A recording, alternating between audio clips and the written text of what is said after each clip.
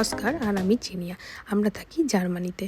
আজকে যাচ্ছি পৃথিবীর সবচেয়ে বড় কুমড়োর অনুষ্ঠানে, মানে যেটাকে বলে পামকিন ফেস্টিভ্যাল। এটা হচ্ছে জার্মানির লুডভিগসবুর্গ বলে এই শহরটাতে। উচ্চারণটা আমার ঠিক হলো কিনা তোমরা কমেন্টে জানিও, যারা শহরটা সম্পর্কে জানো।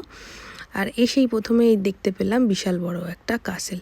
দেখে এত ভালো লাগছে, কাসেলটা এত বড় জায়গা জুড়ে বিস্তৃত, দেখে দারুণ লাগছে। আর ওয়েদারটাও আজকে এত ভালো, গ্রীষ্মের শেষ কটা দিন বাকি, যতটা এনজয় করে নেওয়া যায় করছি। এসেই দেখতে পেলাম এই বিভিন্ন রকমের কালারের পাখিগুলো এত সুন্দর। আমি কিন্তু নাম জানি না পাখিগুলোর।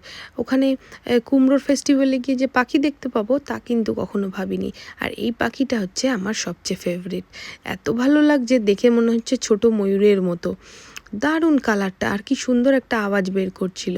3টে রঙের ছিল, এই রঙটাই আমার বেশি ভালো লাগলো। এসেই দেখতে পেলাম প্রচুর মানুষ আস্তে আস্তে আসছেন। আর সবচেয়ে যেটা অ্যাট্রাকশনের জিনিস সেটা হচ্ছে এই কুমড়ো দিয়ে বানানো এই মূর্তিগুলো।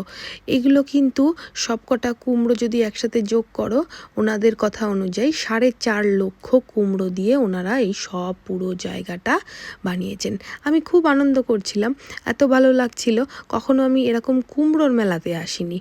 কুমড়ো দিয়ে যে আর্ট হতে পারে এই কথাটাও কিন্তু কোনোদিন মাথাতে আসেনি। আশপাশটা ওনারা এত সুন্দর করে সাজিয়েছেন, বিশেষ করে এই ফুলগুলো, পাশে ঝর্ণা, গার্ডেনটা, আর তার সাথে এই কুমড়ো দিয়ে সাজানো জিনিসগুলো, প্রত্যেকটা একে অপরকে কমপ্লিমেন্ট করছে। এখানে দেখো জোরাসিক পার্কের আদলে একটা কুমড়ো দিয়ে বানানো জায়গা, আর এই মানুষজনগুলো কুমড়ো দিয়ে আর্ট তৈরি করছেন। এই ভিডিওটারই যদি পরের পার্ট দেখতে চাও তাহলে ফলো বা সাবস্ক্রাইব করে নিও।